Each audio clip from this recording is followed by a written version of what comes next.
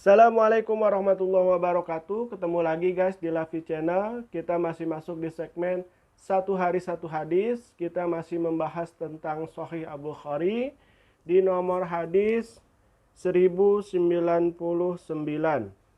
Hadisnya tentang sholat sunnah rawatib.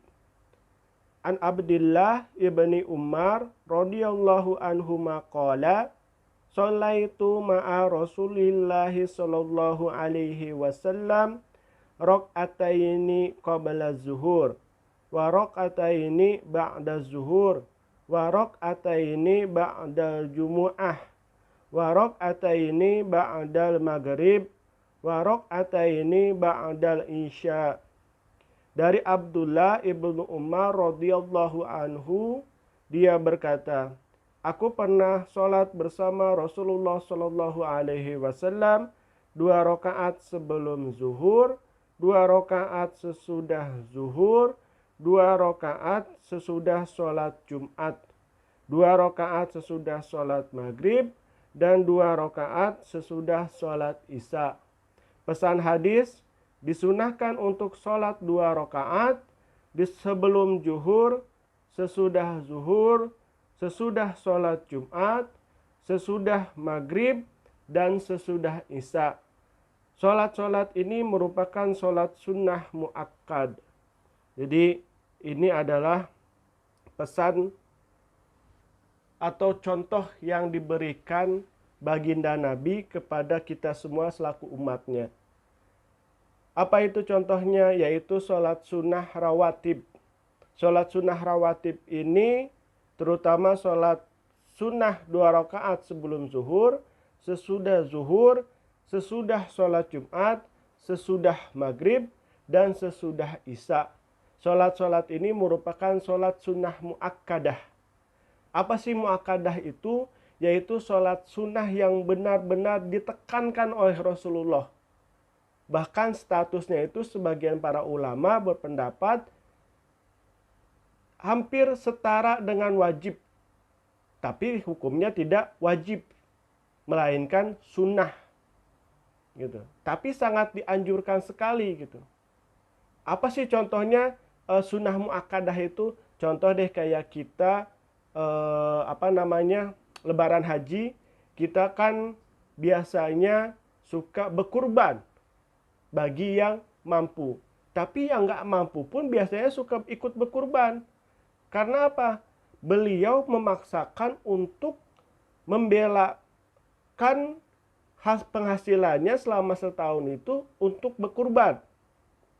Saking pengen mengikuti anjuran Nabi ini. Maka ketika seperti itu, dia sudah benar-benar memaksakan diri untuk berkurban walaupun hukumnya sunnah. Dan itu sangat dianjurkan oleh Nabi. Karena apa? Ketika orang itu sudah benar-benar memaksakan ingin berkurban walaupun hukumnya itu sunnah, tapi sunnahnya ini jatuhnya sunnah muakkadah. Sunnah yang benar-benar harus dipaksakan. Sebagaimana caranya layaknya kita lakukan di kehidupan kita di masyarakat. Contoh tadi seperti berkurban. Nah, begitupun dengan sholat sunnah rawatib ini. Jangan sampai kalau memang tidak ada halangan yang memang membuat kita untuk tidak melakukan sholat rawatib ini, usahakan dilakukan.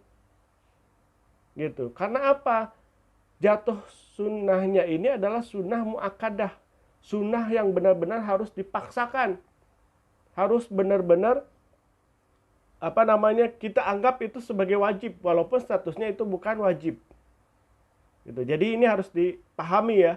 Jadi jangan sampai yang sunnah itu diwajibkan, tetap hukumnya sunnah. Walaupun kita meninggalkannya, tidak akan jatuh dosa kepada kita. Berbeda dengan wajib. Kalau wajib itu, kalau kita tinggalkan akan jatuh dosa kepada diri kita. Gitu. Jadi sunat muakkad ini terutama sholat sunnah rawatib ini, yang paling utama adalah 2 rakaat sebelum zuhur dan 2 rakaat setelah zuhur, sesudah sholat Jumat, dan juga sesudah maghrib, dan juga sesudah isya, dan itu harus benar-benar kita lakukan dengan memaksakan diri. Gitu. Jadi jangan sampai dalam keadaan waktu kita santai, dalam keadaan waktu kita kosong, kita tidak memaksakannya untuk sholat sunnah rawatib ini. Karena apa? Jatuhnya sudah sunnah muakkadah. Sunnah yang benar-benar harus dipaksakan kita untuk mengerjakannya. Gitu. Jadi mudah-mudahan dengan penyampaian hadis ini kita benar-benar bisa melaksanakannya, terutama sholat-sholat sunnah yang dianjurkan oleh Nabi ini. Karena apa? Sholat sunnah rawatib ini pasti akan banyak manfaatnya untuk kita, dan juga apalagi statusnya itu sudah sunnah muakkadah. Sunnah yang benar-benar harus diusahakan, bahwa apapun yang kita menjadi hambatannya, usahakan selama itu tidak mengganggu aktivitas kita atau tidak mengganggu kehidupan kita, layaknya kita paksakan. Contohnya seperti tadi kita berkurban. Jadi mudah-mudahan paham semuanya, karena sholat sunnah rawatib ini merupakan anjuran yang Nabi ajarkan, dan juga anjuran yang benar-benar Nabi tekankan kepada kita semua. Gitu. Jadi itu aja yang dapat saya sampaikan. Mudah-mudahan bermanfaat. Mohon maaf apabila ada salah-salah kata. Wabillahi taufiq wa hidayah. Assalamualaikum warahmatullahi wabarakatuh. Dadah.